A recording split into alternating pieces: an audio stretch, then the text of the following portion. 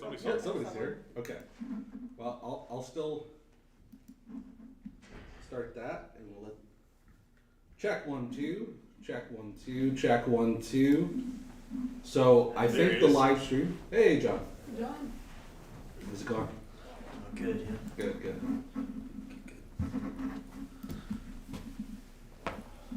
Is there a chance we can turn down some of the light, or Oh, I guess is it, we don't do need you it. like it? Do you prefer? Yeah, is this So bright. audio or visual or both? It's both, but it gets really dark as a result. So We just Yeah. turn on one click instead of Yeah. two there, clicks. that's better, right? Giving a special Yeah. presentation today? Yeah, a relaxed one.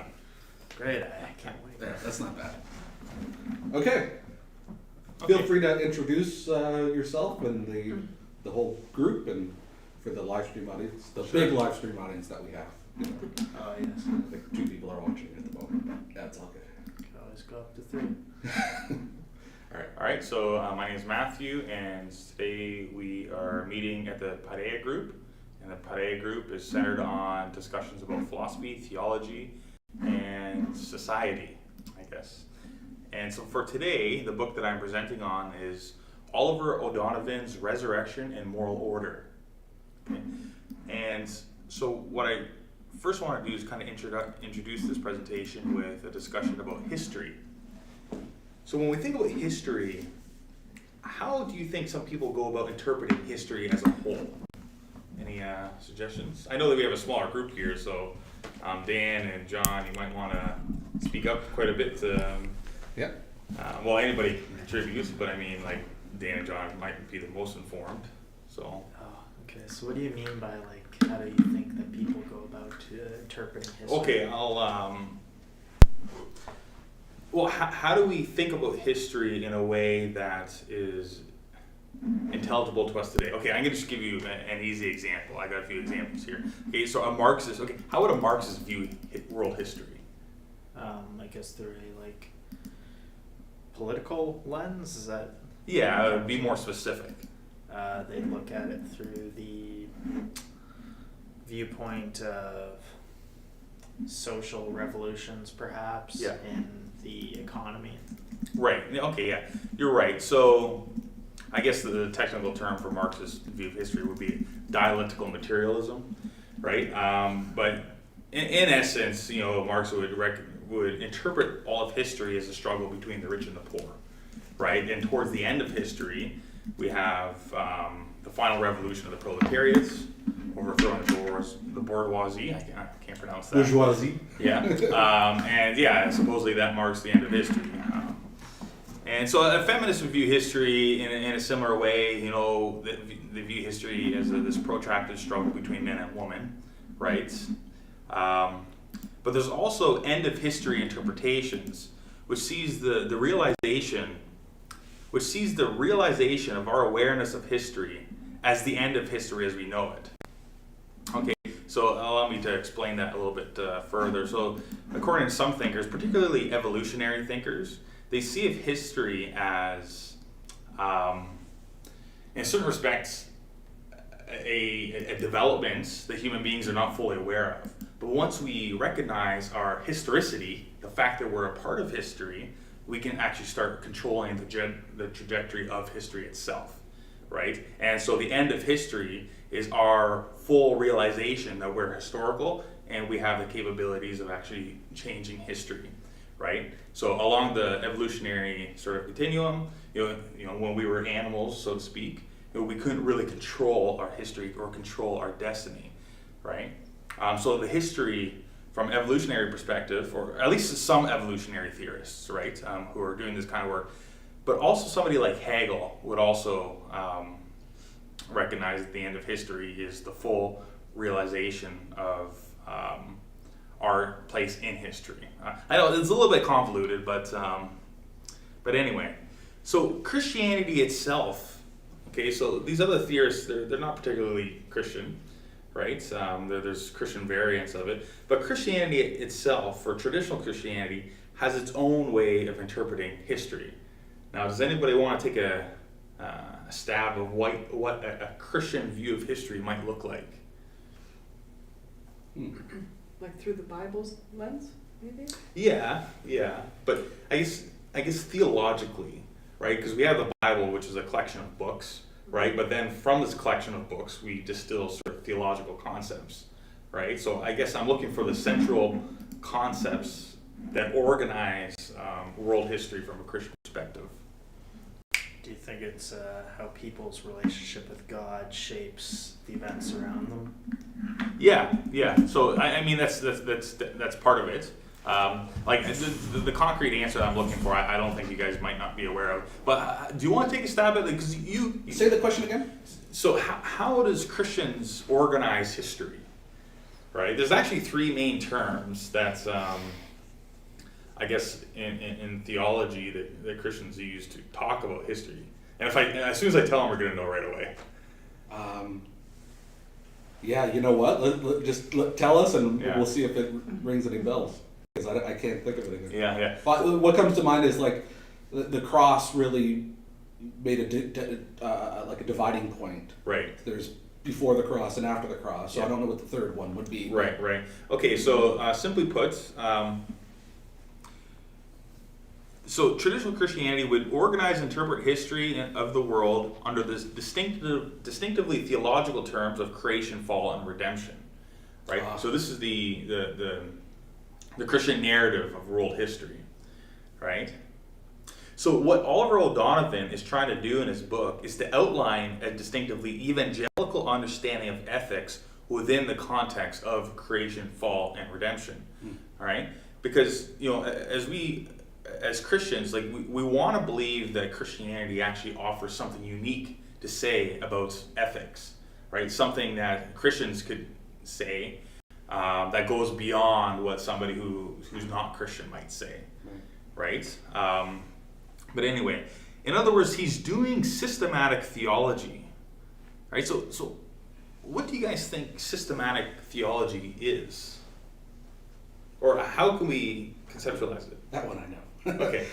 Systematic theology is taking all of the doctrine that the Bible teaches, or even that the church has taught, and systematizing it, putting it into categories, being able to organize things, and not just looking at what one book of the Bible says about a topic, but what the whole Bible says about a topic. So it's topical. Yeah, no, exactly. So, we're looking at the idea, how do the various theological concepts relate to each other? And can we conceptualize these concepts in a way and relate them to each other in a way that's actually rational and coherent, right? So if they're not, the doctrine of creation is not something far distant from, say, the doctrine of redemption, right? So we're trying to systematize these doctrines in a way that it's rational and defensible. So this means that a concept like creation has something to do with the concept of redemption, for example. All right? So let's reflect on the concept of creation. So what do we really mean when we say creation? And I know that most of you are not like theologians, right? But still, I think we still grasp, what do we mean when we say the word creation in a theological way? Is it a reference to origins? Yeah. Okay, cool. Okay. Do you want to develop that a little more? Or? How it came to life. Yeah, how people came to be. Right. Just people? That God created everything, the universe, Yeah, exactly. Yeah. the world. Plants, animals. Yeah. The creation narrative in Genesis is Yeah. like the Bible's creation, understanding of creation is the Genesis narrative. Yeah. It's not like they didn't have the theory of the Big Bang or evolution. Right. So they had to have some theory of our origins, and Yeah. that was there. And we can debate, to what degree they were being literal. Maybe but certainly some people believed in a literal view of that. Jesus said, in 6 days God created the heavens and the earth, quoting Genesis 1, right? So Yeah. seems like Jesus believed in a literal creation narrative, the literal version of it. Yeah. Seems. Yeah. I'm not sure. But.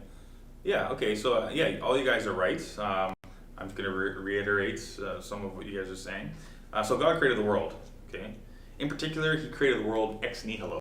Okay. And something that's unique about the idea of ex nihilo is that it entails that the universe is ultimately intelligible. Can you? I know what it means, but can you? Yeah. say Okay. what it So, means? well, what do you guys think? It's Latin. And what do you guys think ex nihilo means? From John. Nothing. Exactly. nothing. So out of nothing. So Okay. you hear the word nil. Mhm. It comes from the Latin word nihilo, which means nothing. Yeah. Okay. Yeah. Yeah. Okay. So out of nothing. So God created the universe out of nothing. So this is distinct from other views where, say, the universe is eternal, Mhm. or like, for instance, Aristotle believed that kind of the material of the universe is eternal. Mm. Okay, the first cause didn't create it, but God, or the first cause, came around and formed this stuff. Right. Right? And the issue with that, I think the theological issue with that is that if there's this pre-existing stuff, okay, that God encounters and works with, then there's this stuff, that idea is suggesting that there's this ultimate mystery that God has towards this stuff. So the stuff, being eternal with God, becomes sort of a sense of mystery that God himself needs to resolve or comprehend, right? But the doctrine of ex nihilo says, like, no, okay, God created everything out of nothing, Right. which entails that the everything in this universe is actually comprehensible by God. Does that make sense? Because he supersedes it, like because he created it all. He precedes it and supersedes it. Yeah, exactly. Yeah. Because he created it all Yeah. from nothing. Right. Right? If there was pre-existent stuff, then there would be this point where God would try to understand it, right? So there's always be this mystery, right?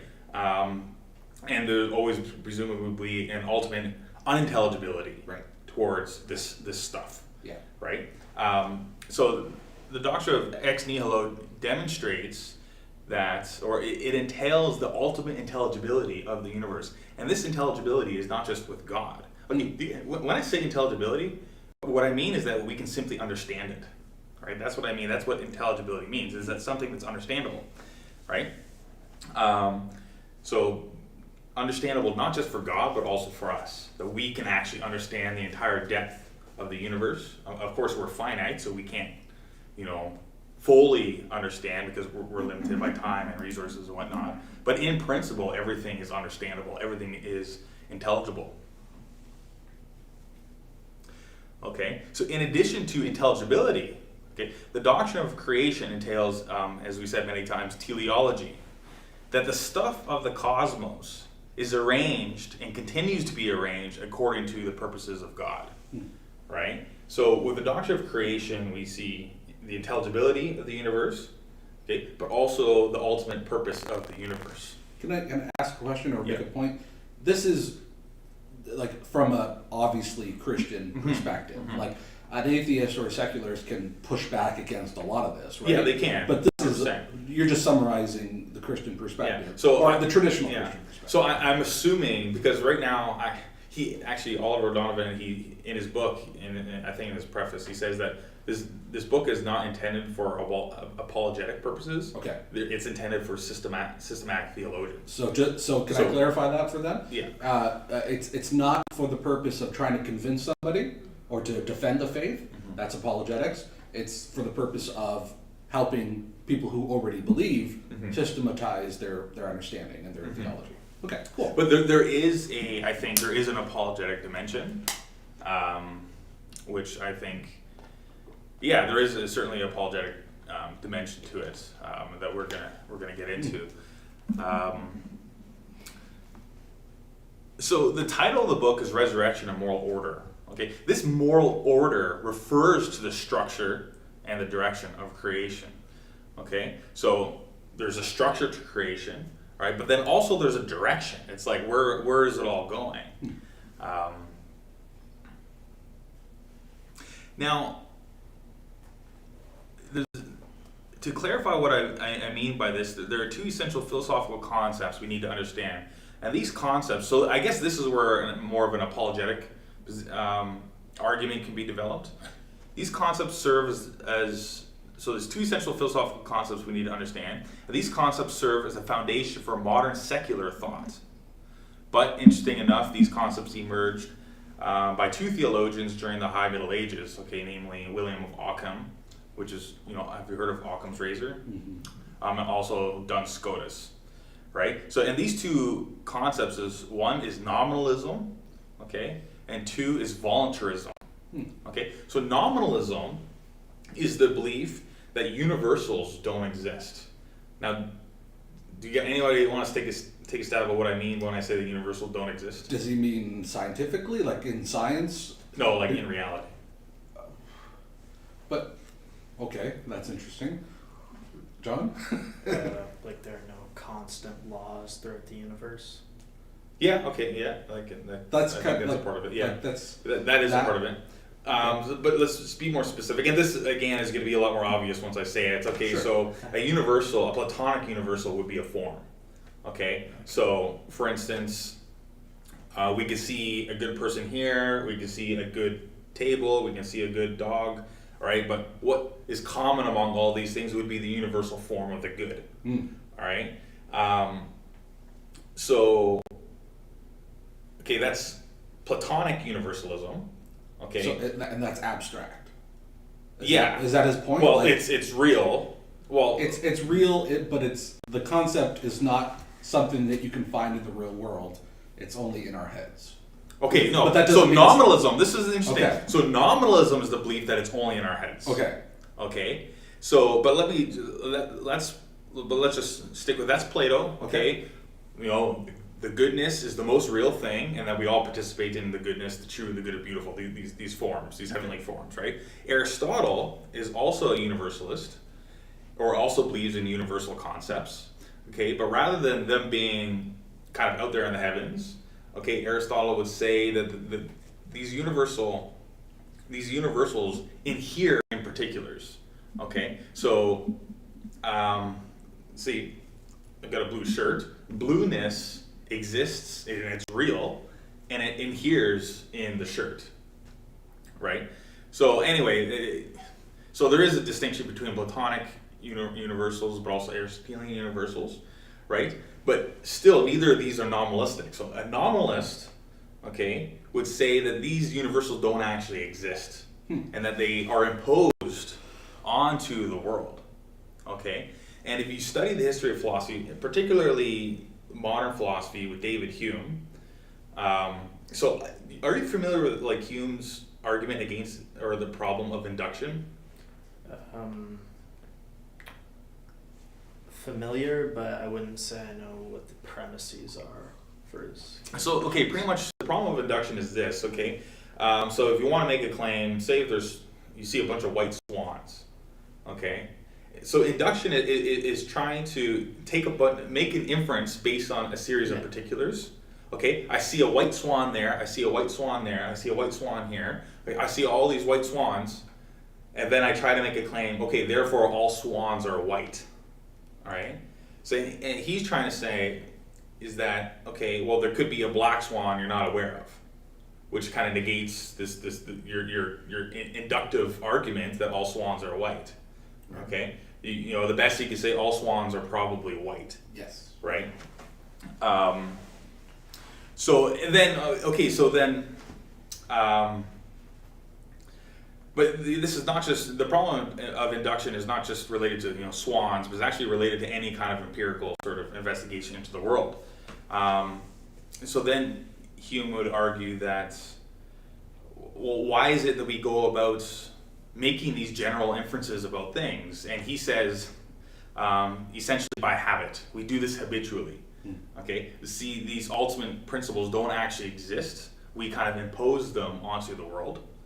Right? And Immanuel Kant, what happens is that Hume essentially destroyed metaphysics. Right? This idea that we can have these universal concepts kind of in the world out there. Right? And with Immanuel Kant, we have a shift where away from the world out there and towards the world inside our mind. And then our mind kind of imposes these categories onto the world. Right? So I know it sounds a little bit convoluted, and this is kind of background stuff, like this is the more philosophical background. But anyway, so long story short, nominalism, it didn't start with Hume, it started with these medieval theologians, and they're saying that all what exists are particulars. Okay? There is no unifying concepts that we can recognize in the world out there that helps us understand all these particulars. Right? There is no ultimate chair that helps us understand the similarities among all these separate chairs. Right? So I know it's probably a lot to chew on, but That's starting with the idea that there are these like forms, right? Like you could just not start with that idea, and therefore say, yes, there's no ultimate chair that inform what we think a chair is, but we have enough knowledge of what a chair is supposed to be, like why we have created a chair, to then be able to say what a chair. There's parameters in the definition, so then you could say, when we're talking about chairs, there is a universal because this is what a chair is. Yeah. It's not so, we're not looking at it from the outside in. We're looking at it from inside the world. Yeah. So David Hume, who's not a Christian, would say that it's through habit that we come to organize the world around us in such a way. Kant says we structure them with our mind. But long story short, nominalism is this idea that we're imposing these concepts onto the world, that we're labeling them in various ways, but the ways that we label them don't actually correspond to reality. In reality, all there is particulars. The problem with that is that in reality, if all there is particulars, then it's hard to understand where intelligibility comes from. Right? Like what's actually unifying these things. But anyway, so that's nominalism, and voluntarism is similar. So the belief that the moral. So nominalism is about the structure of the world. Whereas voluntarism is the belief that the moral order results from the imposition of the will onto the world. So the world itself doesn't have a moral order. There's no way that we, human beings or animals, ought to behave. All what there is our own will imposing it onto the world. We determine how society, for example, should be arranged. Right? And does that make I think that one's a little bit more easier to understand than. Sorry, I didn't catch why it's called voluntarism. I don't know why it's called voluntarism. Because we are the one volunteering our will, I guess. Maybe. I don't know why it's called voluntarism, but that's just a term. Yeah. It's the belief that morality doesn't exist in reality. That's right. But it exists. It's an arbitrary determination of our will. Yeah. So Nietzsche's will to power is a voluntaristic example of voluntarism, but unlike Nietzsche, Nietzsche is voluntarism, but also social contract theories. You're familiar with social contract theories. Are like we live in a society based on this social contract. Don't hurt other people, right? But ultimately, there's a collective will. All right, that's imposed on reality, right? Does that make sense? So human beings, like on secular thought, human beings are really the ones creating the world, right? We're the ones imposing our concepts, and we're the ones imposing our will in a way to order reality, because the world itself doesn't have an inherent order to it, right? But the reverse, is the Christian concept of creation entails. So, in a certain respect, this secular approach to of nominalism and voluntarism, it entails a domination, right? Our will is dominating the world. Our concepts or our mind is structuring it in various ways. So it's always domination. So, human and nature are always in opposition with each other. Like we're always at war with nature, and we try to subdue it through technology. And technology is this intelligibility that we're imposing onto this world, right? But the Christian concept of creation entails not a domination, but rather a dominion, right? So it's the biblical word, right? Have dominion over the world. Let's actually, I'm going to read it. Yeah, go ahead. What exactly would you say I guess the main difference between like domination and dominion would be that one is more gentle. Well, the difference would be, okay, that with nominalism and voluntarism, okay, it's always an arbitrary imposition. It's arbitrary because it doesn't actually correspond to any reality in the world itself, right? So it's always arbitrary, right? It's almost like it's intrusive because It is intrusive. Yeah. Whereas I think dominion, from a Christian perspective, is because we're getting our instructions from the one who created everything. It's going to make sense with the world. It's not going to Yeah. be an intrusion on the world. It's going to be what the world needs. Exactly. It's a different way. Rather than imposing, it's a discernment. Yes. We can discern the order of the nature of reality, right? And we have a good reason to believe that that's a thing because we believe God is the source of that. Exactly, Yeah. right? But God Himself, is not arbitrary either, Mhm. right? So God Himself is supreme rationality, right? So it emanates from His perfect nature. Right. But it's good to read the Bible about these things because the more when you study philosophy, study theology, the more you can really appreciate how theologians have really wrestled with the scriptures. But I'm just gonna read a passage here. If you guys want to follow along, these Bibles here. Yeah, it's up to you guys if you want to follow along. I promise it won't like turn into dust or something if you touch it. I'm kidding. Yeah. Actually, I was thinking about making the same joke when I was picking Bibles. Well, I would think the difference between domination and being in a domain is that domination, what we have is, we're imposing our own thoughts onto something, but if we're taking care of, God wanted us to take care of the domain He created, so we are to take care of the animals, the plants, the earth. We're in charge of taking care of the earth. So it's like a caregiver as opposed to a dictatorship kind of thing. That's great. I think that's Mhm. exactly. Yeah, that's it. Oh, exactly. Yeah. Or where are we? In Genesis? Yeah, I'm just trying to find the passage. We're in the Holy Bible. Genesis. There's Keurig coffee here if anybody wants it. You can make one. Yucky. We don't drink coffee. What verse are you looking for? I got it here.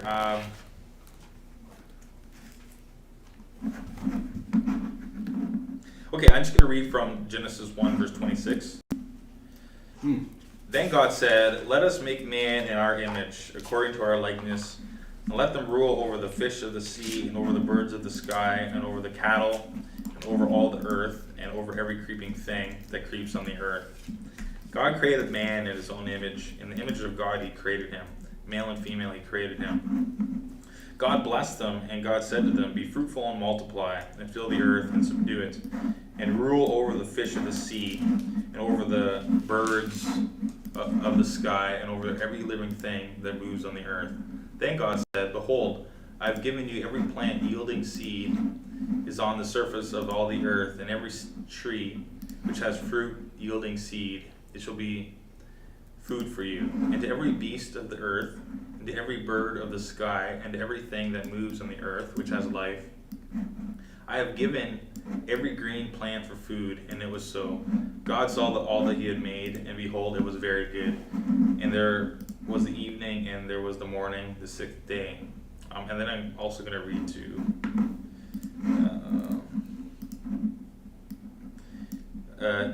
Genesis 2, verse 19. "Out of the ground the Lord God formed every beast of the field and every bird of the sky, and brought them to the man to see what he would call them. And whatever the man called a living creature, that was its name. The man gave names to all the cattle, and to the birds of the sky, and to every beast of the field. But for Adam there was not found a helper suitable to him." Okay, so we have here, okay, placemaking. We have a creation, and we have a place, a garden, where we actually belong, right? And God gives Adam, or the first man the task, okay, to be fruitful and multiply, okay, but also naming the animals, all right? But it's interesting, Adam would name it according to their own kind, right? Which entails that this sense of, rather than nominalism, which is a kind of arbitrary imposition of the concepts, okay, Adam is naming it according to what they actually are, right? So an appropriate name for these animals, right? So what we see in the book of Genesis is a created world imbued with both intelligibility and moral order. The structures of creation are to serve human beings, and human beings are to serve God, right? So this is the teleology, right? And the naming is the intelligibility of the cosmos. Yeah, and the act of Adam naming the animals is one where he perceives the universal structures, the kinds, and names them properly according to the created order, right? What do you guys think about that? Is that any thoughts? Well, basically, the way I took it when I read it is that God created everything and told Adam, you're in charge. Mm-hmm. And he named them. So, like, there are many birds, Mm-hmm. but there are different kinds of birds. Mm-hmm. There are many mammals and different kinds of mammals, along with fish. Mm-hmm. So, like, in the canine division, you have all kinds of breeds. Mm-hmm. Same as the cats, they all have their own breeds. Like a lion and a tiger, they're both cats, Mm-hmm. but one's a lion and one's a tiger.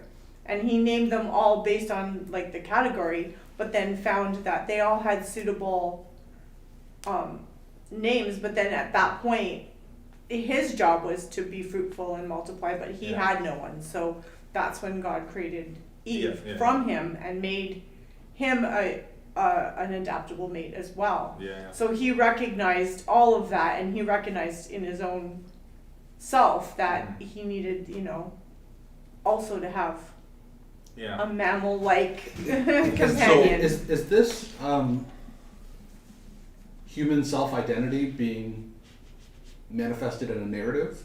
Like the notion of, at one point, from an evolutionary perspective, humanity had to eventually become self-aware. Mm-hmm. Like, because animals generally aren't self-aware the way we are, but we did at some point. We became that. Is this story of Adam a way to dramatize that? To, like, humanity eventually got to a point of becoming self-aware?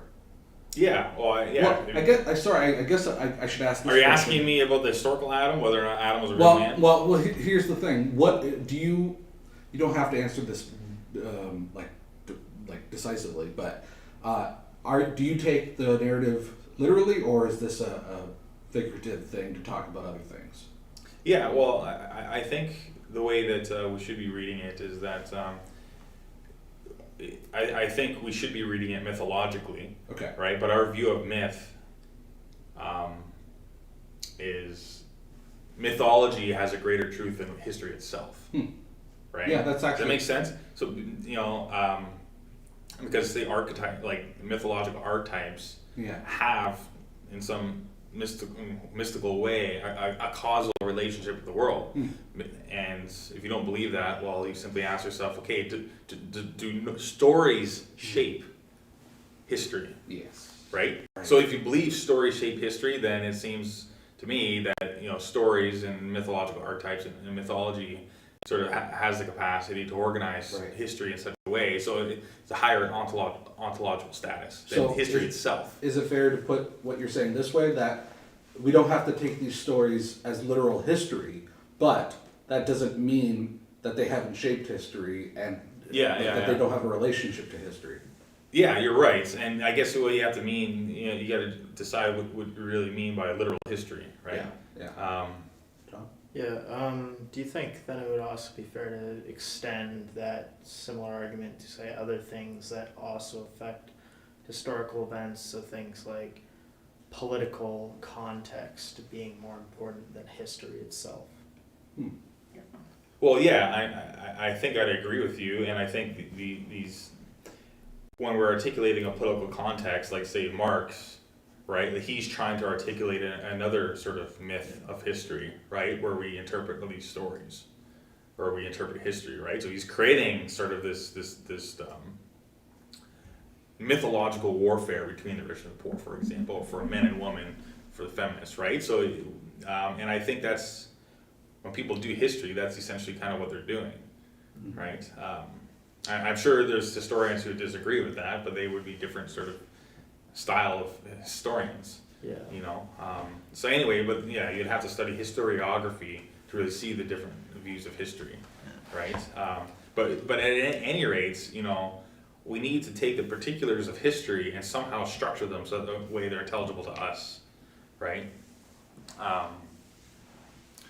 So anyway, Well, I find that some people are taking history out of context. History happened, and you can't undo it. You need to learn from it and carry on. But some people are like taking historical figures and damning them, and then like just like, oh, he did something bad, and now Judging people we're in the past by and our standards. you can't erase history. You can just Yeah. learn from history, Yeah. but you still have to acknowledge history, because I Yeah. mean things happened in the past that are not so good, yeah, and you are not going to repeat the not so good stuff, yeah, Right. but you can't erase it or eliminate it. yeah, You still have to acknowledge it and learn from it. And when I hear that people are like taking people's names out of the schools, and you Yeah. can't call this street this, and you can't, in the libraries no longer, yeah, what are you doing? Like, you can't yeah, rewrite history. History is the past, and it's Yeah. done and over with. You need to focus on how to better the future and not tear down whatever happened. Like, you might not agree with what that person in history did, obviously, but it's still history. But I'm Yeah. thinking, by the time like generations come down the road, Mhm. what is history going to look like if we're removing big chunks of it now? Yeah, When yeah. people are saying, "Oh, well, we're not going to put this in the books." Well, I'm sorry, Yeah. you kind of have to. Like, you have Yeah. to. Oh, go ahead. Are we removing history from books though, or just like say? Because I do agree that I think you know, people should be, and I won't comment on like specific scenarios,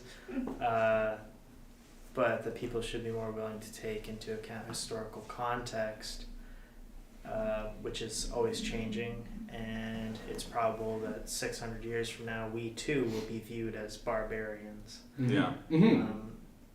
So it's interesting is that, yeah, both of you guys are right. Yeah, but if we are barbarians now, then we can be viewed as them Yeah. there. You know, like. We need to Exactly. learn. There's so many different aspects of it. Like, of course, we're not as barbaric as older generations, Right. obviously, eating, you know, out of Slavery. a cave, or like, yeah, but some people still have like Right. that Yeah. in the world. There are still slaves, and Have to. you have to, and like Yeah. different topics and stuff. Like, you can't just get rid of a topic Yeah. because In fact, being confronted with the past might help us in the present and in the Yeah. future. yeah. I get what some of the leftists are trying to do. Like, I don't really see the veneration for certain historical figures. I don't see the point. But removing them from history books or not talking about them, which I don't think is ultimately happening, but that would be terrible if that happened. If we Yeah. actually removed and we didn't talk about the past. And Because we what are you only- going to learn from? Yeah, but then I think about, like, you know, if you go to Washington D.C., which Sarah and I had the privilege of going a few years ago, and went to the Lincoln Memorial and the different memorials. The one that got me most was Thomas Jefferson's, because I really identify with him in the sense of he wrote the Declaration of Independence. I consider that, you know, an amazing document, amazing distillation of human rights and individuality and you know, so many great things. I would hate to see that statue in that room that they've created to go away just because he lived in a time when slavery existed and he had slaves. Yeah. Like that. I want to be able, like, other than Jesus, there is no right? Like Jesus is the only one that we consider to be perfect, Yes. and he had nothing nothing will cancel him type thing. Yeah. Everyone else has something that can cancel them, including us. Yeah. Right? And that's the thing, like everyone is born in sin in this world, and Right. we can't avoid that. Yeah. So you can't nitpick history in such a way that it doesn't exist. Like Right. it still exists. You just have to learn from it. Yes. You have yeah. to deal with Yeah. it, and you In know. fact, identifying it for what it is what, like, you should be approaching history straight on rather than, trying to whitewash it or whatever. Yeah, the term is. yeah. And what you guys are saying goes directly to our point about, or to the discussion about nominalism and voluntarism. Is that, okay, so if you want to see history, as a series of particular events, okay, where we try to structure, that's imposing our will onto history in a way that it makes sense to us, at a particular time and place, right? So it negates history itself, is what you're saying, right? And what it becomes, our understanding of history becomes solely culturally determined, right?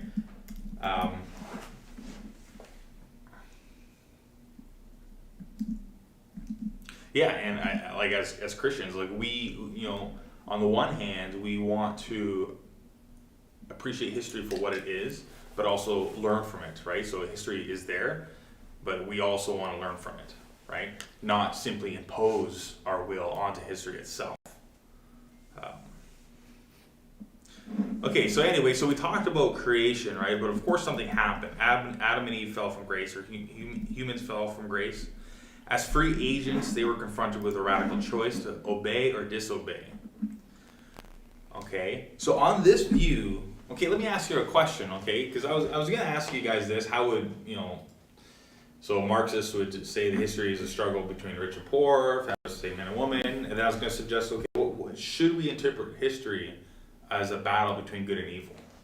What do you guys I knew think? you were gonna say that. That was the next thing. After you said those two, I was like, Yeah. you know what? It's good and bad.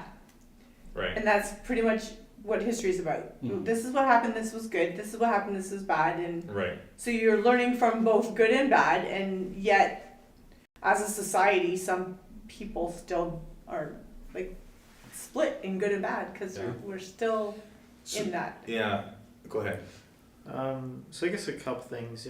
One is that I think traditionally what the best historians do, for example, the fellow Mikai something, who wrote God's Shadow, what he does, he takes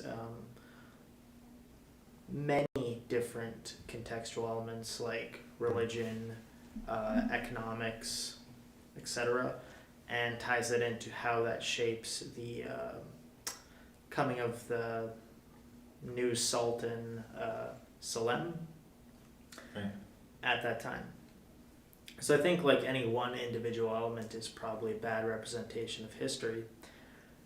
And two, I think that based on our conversation earlier about how context really shapes the relative moral principles of that generation, I don't know if it's actually suitable to view the world through a lens of good and evil, because we are going to have such variable definitions of good and evil across different timelines in history. Yeah, you're right. Okay, so my intention was to ask you guys, should we structure history as a conflict between good and evil? But the answer is no, we shouldn't. Surprisingly enough, like it's not a Christian way of viewing history, and I'll give you my reason. Okay, because it assumes, okay, that evil is a power that God contends with. So essentially, it violates the sovereignty of God, right, and also the goodness of God, right. So. And it's Manichaean, right? So the Manichees were a group of philosophers, pagan philosophers that Augustine was arguing against, and they believed that there's good and evil, and it's like a constant battle between the two, right? All of history, right? But again, like if we believe that God created ex nihilo, that all of creation was created by God and God is good, it doesn't make sense for evil to be a positive force, right? So the structure, so evil doesn't exist in the structure of the world, okay? Evil is a misdirection of our freedom, right? So there's a structure which is good. Okay, God created everything in the world good, but then human freedom, we have the choice to obey or disobey. Okay, so evil is not this power, this positive force. Evil is a misdirection or a rebellion against the moral order of the. Does that make a little bit more sense? Mm-hmm. Right, so evil is always understood in negative terms in traditional Christianity, stemming from Augustine.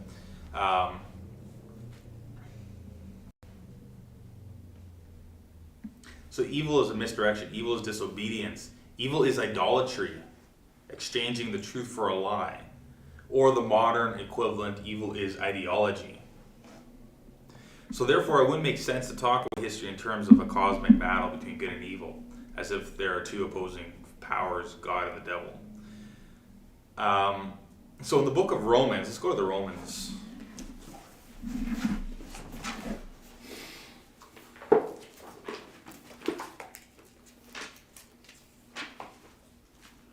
Matthew, Mark, Luke, John, Romans. Acts Romans. Acts, Romans. That's right. I'm in the Acts, but I couldn't find, oh, there's Romans. Which, where? Sorry? I think 1 verse 18. Page 1125. Okay.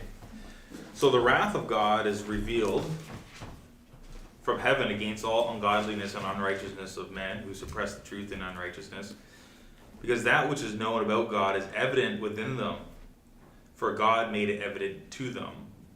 For since the creation of the world, his invisible attributes, his eternal power and divine nature, have been clearly seen, being understood through what has been made, so that they are without excuse. For even though they knew God, they do not honor him as God or give special thanks, but they became futile in their speculations, and their foolish hearts were darkened. Professing to become wise, they became fools, and exchanging the glory of the incorruptible God for an image of the form of corruptible man, and of birds, and four-footed animals, and crawling creatures. Therefore God gave them over in the lust of their hearts to impurity, so that their bodies would be dishonored among them. For they exchanged the truth of God for a lie, and worship and serve the creature rather than Creator, who is blessed forever. Amen.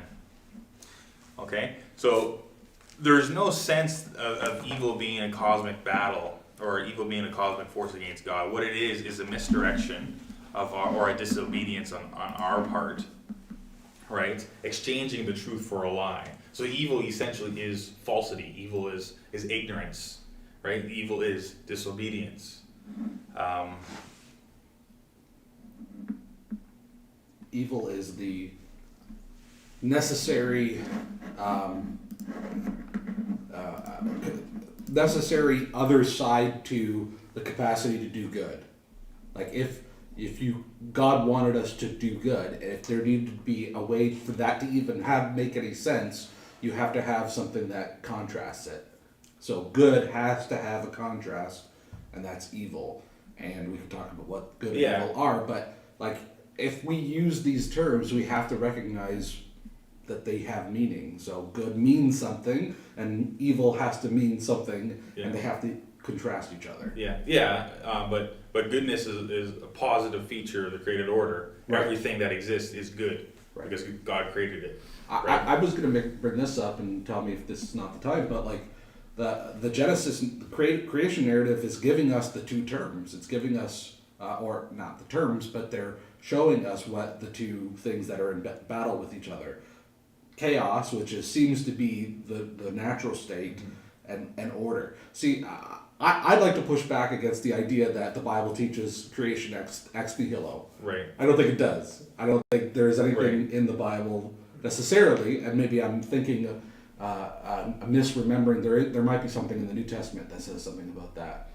But the creation narrative itself says God created the heavens and the earth, which you could take in ex nihilo, of course, but then it immediately says there was chaos and there was water everywhere.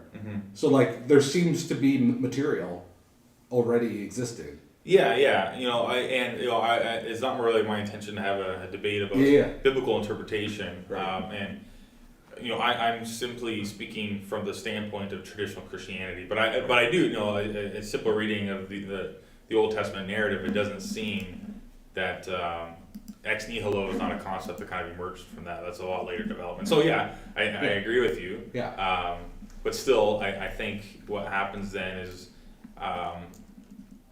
Then you're it's essentially like a Gnostic or a Manichaean type theology that you need to develop, right? So God is no longer sovereign, Right. Because there's an opposition. That's the conundrum of it. Exactly. Right? So then you guys start developing essentially. You gotta start developing a completely alternative theology than what we have. Right, if you're going to go down that route. Right. Well, you could go down that road, like this is theology, it doesn't all have to be traditional Christianity, right? That's right. But anyway, like so the structure is good, but there's a misdirection, okay, and that's what evil is, but it's always just discerned in a negative term. It's a disobedience to the moral order of creation, right?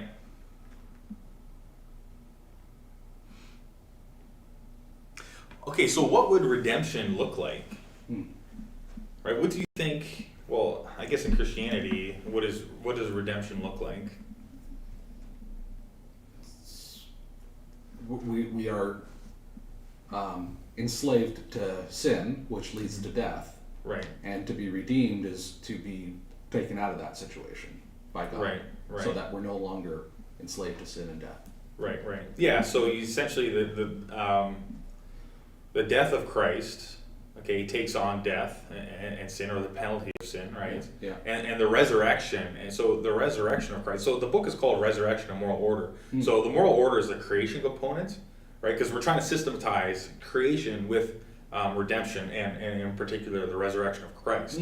So Oliver O'Donovan argues that the resurrection of Christ, it vindicates creation itself. It's a reaffirmation that the world is good. Right. And this is really important because there's some Christians who believe that God is going to come and save a certain group of people, or even all people, right, and bring them to heaven. And so some Christians believe that the world is like a sinking ship, and God's going to rescue some people, and the rest of the world is going to perish. Yeah. Right. But I think the more traditional view of Christianity is that the redemption of Christ signifies a reaffirmation of the created order. So the fall of man doesn't destroy creation. It doesn't tarnish the goodness of creation itself. It misdirects it, but it doesn't tarnish it for eternity, right? So there's something. So redemption is comprehensive. Right, and this is one of the reasons why, I'm a Christian Universalist. Yeah. Right, and Christian Universal makes a lot more sense, even within the context of traditional Christianity. Yeah. Right, if you want to go down this road, that the resurrection entails the reaffirmation of all of creation that includes everybody as well. Right, so in my mind, I think theologically, this makes a universalism where everybody's saved makes a lot more sense. Can we read a verse or two that might speak to that? Yeah, if you like, yeah. It's if you have your Bibles, I'm such a pastor. If you have your Bibles, turn to where is it? It's in Romans chapter 5. And I'll put this on the live stream for them to see too.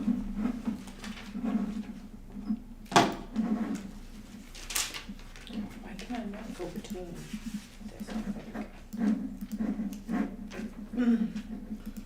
I think starting in verse 12, just as through one man sin entered into the world, and death through sin, so death spread to all mankind because all sinned.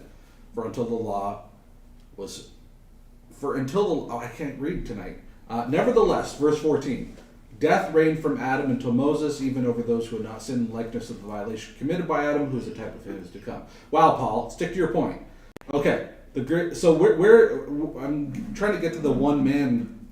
Well, what's interesting is I actually wrote this down, and that was actually like a couple sentences later. Yeah. So Okay. Romans 5 verse 19. There it is. That's for it. as by the one man's disobedience, Adam, the many were made sinners. So by one man's obedience, the many will be made righteous. Yeah. That's what I have here.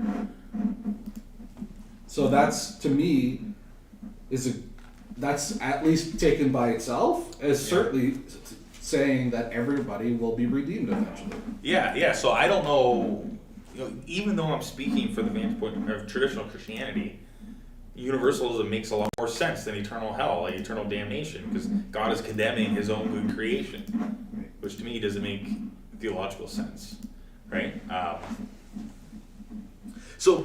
what's interesting, and we're not going to get too much into this, but because the book is pretty long and it's actually really complicated. I really tried to simplify it as best as I can, because he discusses a lot of theological issues. Like, for example, he argues against somebody like Hegel, who would believe that God, the created order, God creates the universe, and then it kind of follows biologicalness. The unraveling of history follows sort of a logical necessity, right? So everything is kind of just determined. Okay, but then what happens to God's freedom? Could God choose to intervene back into history if everything is purely logically necessitated, right? So what Oliver O'Donovan is trying to do is say, yeah, okay, God created, there's a moral order, there's a structure to creation, and it's unfolding, but God could also continue to intervene within the course of history, Right. because Christ dies, he's resurrected, which vindicates history, and negates the fall, right? But there's also a transformation, okay, which is the ascension of Christ, right? So the ascension of Christ is not just a reaffirmation, but it's a transformation It's of the created order. It's a necessary step to bring about the new order. Yeah. So the moral order. So I'm going to say that one more time. The moral order was misdirected, and then through the death of Christ, and then the resurrection, it was reaffirmed and vindicated. But then it was also transformed, right, into a new creation. Right. And this is I guess in short, this is the Christian view of history, and we're still awaiting the transformation of all that exists. The redemption has already happened, okay, but the final consummation of all things is what we're looking forward to. Right. Like that's my entirety of my presentation. That's great. I do understand that somebody who's atheist is not going to accept obviously this Right. but I think discussing nominalism, discussing voluntarism, and really arguing that a moral order exists, like from an apologetic standpoint, might be convincing. Yeah. But more challenging would be convincing somebody of the necessity of Christ. Right? So there's a created order, one thing, but you could be a deist, right? You say God created the universe and then abandoned it, and it's kind of like its own time. What's the timer? Yeah. Whatever, you wind up the clock. Yeah. And then it runs on its own steam, right? Right. So then, so why do we need Christ, right? So Oliver O'Donovan also starts developing a series of arguments why, we need somebody like a Christ figure, okay, for us to perceive or discern the created order, right? He embodies that which we need to like the idea of sacrifice, the idea of putting what is right above everything else. These are concepts that got embodied in Jesus, and in the cross and the resurrection in particular, and has guided human history since then. And certainly there was versions of it before, but that is obviously the most perfect version of it, let's say, because God did it. Can I actually we'll wrap up a little earlier than we normally do tonight, maybe 8:45. Is that cool? It's 8:30. Can I switch seats with you? And Yeah, sure. We'll talk. Go ahead. Can I make a few more last comments? Yeah, definitely. Because I know, because John, you made an argument about the seeming relativity, the moral relativism that's apparent kind of throughout history, and I guess my response to that is that, well, if we look at Paul,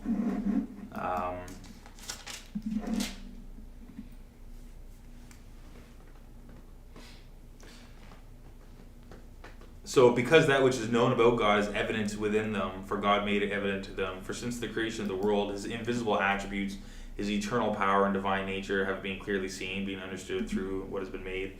So anyway, what Paul is arguing, and I think the Christian view, is that, okay, if morality is not something, the foundation for morality is, it can't be a scientific foundation. It has to be revelatory.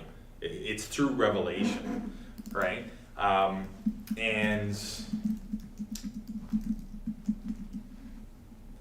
yeah, so I guess if I were to defend sort of a moral order, you would have to adopt a conception of truth that encompasses a kind of revelation, right? Which in a way has been developed by Aristotle and Plato.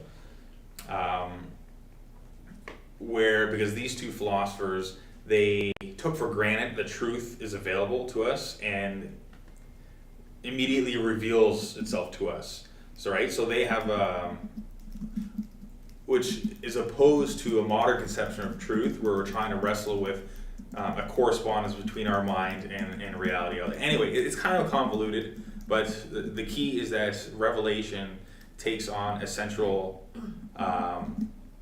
role within Christian moral theory.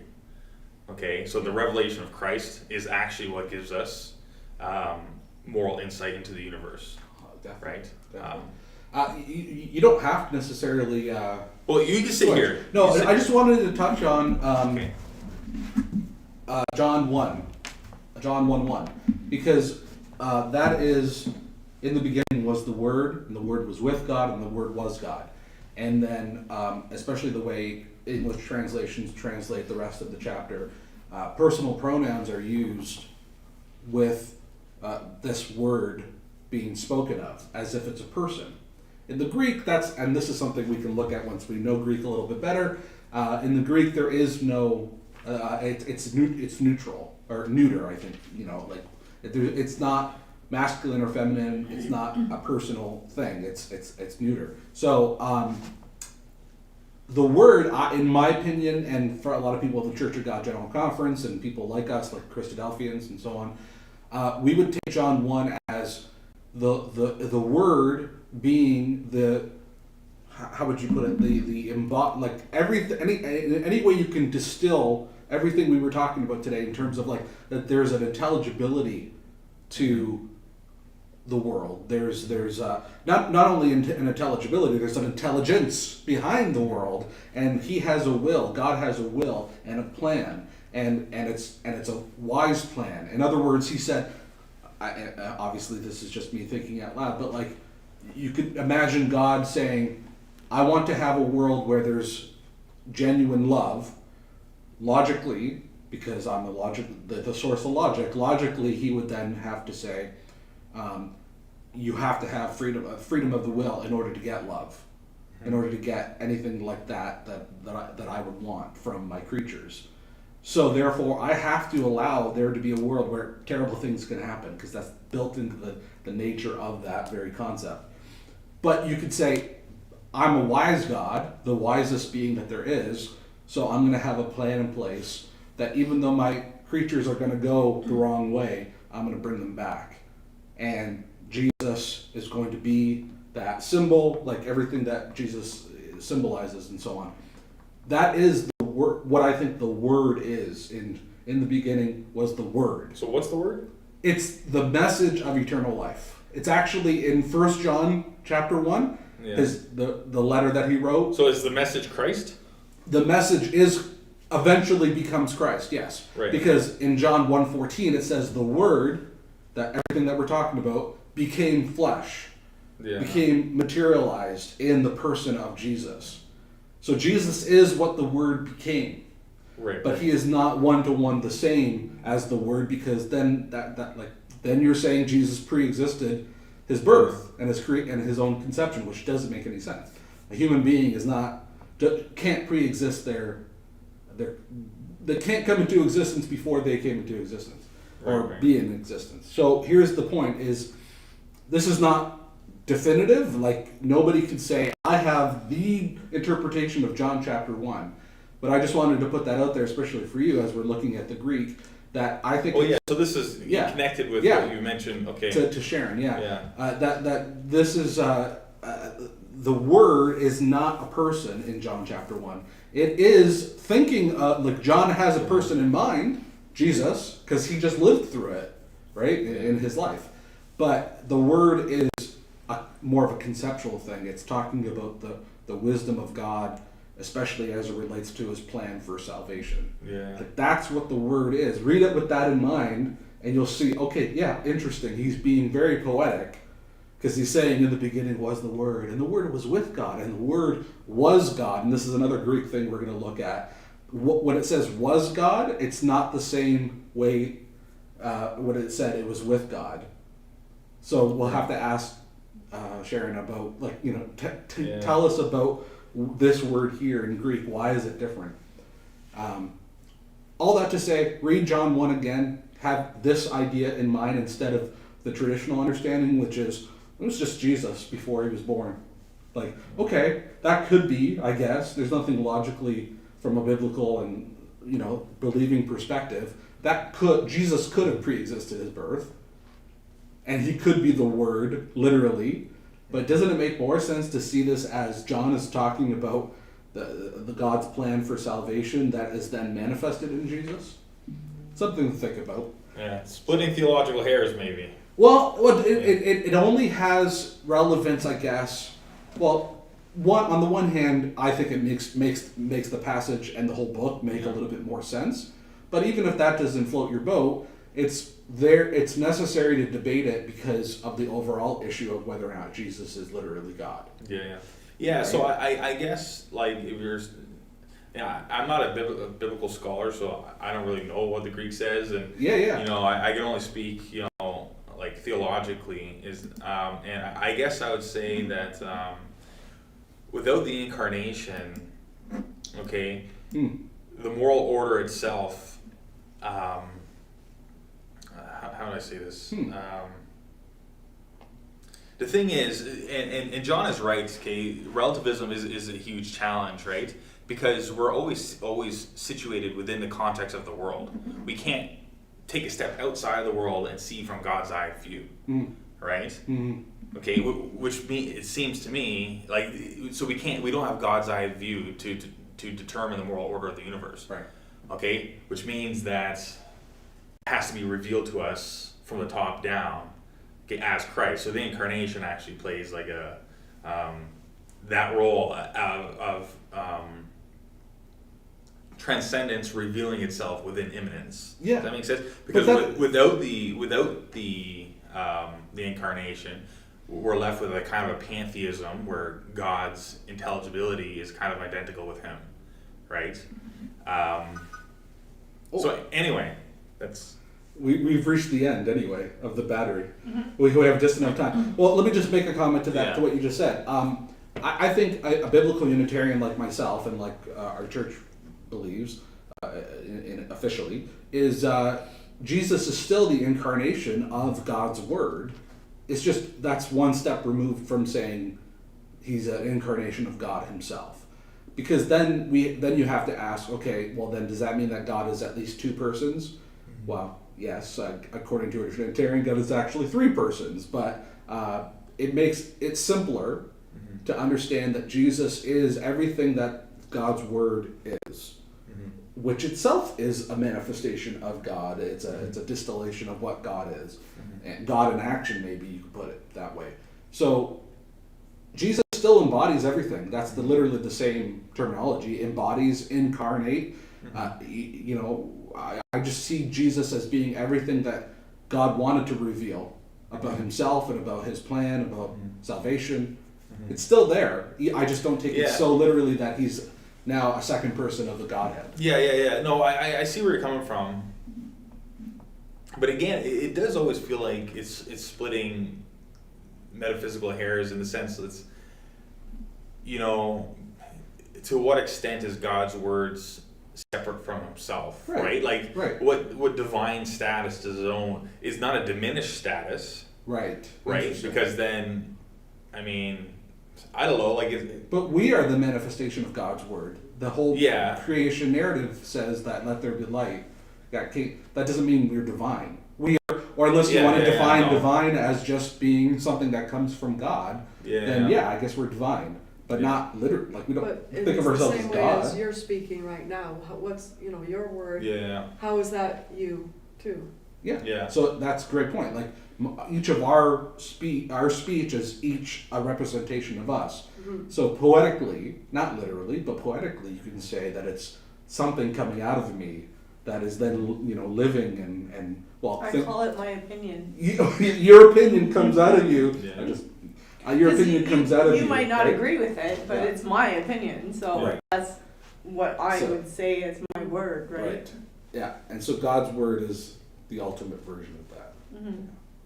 Well, thank you so much, everyone, for coming to our slightly shorter Paideia group, and I just wanted you to know that, and we'll say hi to Dave and Joanne on the live stream. Is that? Oh, are they there? Yeah, they're there, and Sean actually came on during his lunch break. Oh, that's nice of him. And there were other people who watched too. I just don't know who they are. Oh, okay, that's interesting. Yeah. All right. Well, thank you, everyone. I'm gonna go ahead and end the live stream.